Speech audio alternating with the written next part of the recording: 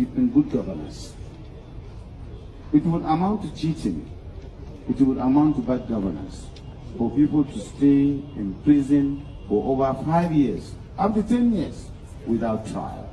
But certainly there are challenges. I have asked them, they said sometimes they cannot get witnesses, or sometimes witnesses cannot be transported because there is no money provided.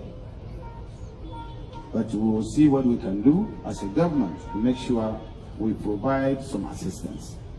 I suppose those of you who are here because of small fines, 10,000, 20,000, 50,000. Some of you are here because of maybe misunderstood identity or misconception. Definitely, we will set up the Committee on the Prerogative of Mercy under the Commissioner of Justice and Attorney General as provided by the Constitution, to come and review all your cases, and of course with the Chief Judge of Bauchi, to make sure we release those that can be released on that day. But I'm asking you to excuse all those offenses that you have committed, which made you to be here.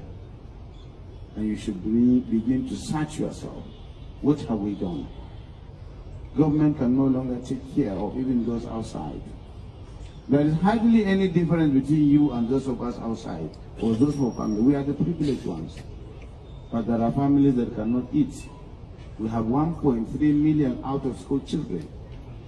What that means is that poverty has become the recurring dismal in Bauchi, and it is the poorest state in Nigeria, because parents can no longer pay school fees. They cannot feed, because they cannot get assistance. All the social safety nets are not being provided. No assistance to the farmers or timely provision of fertilizer.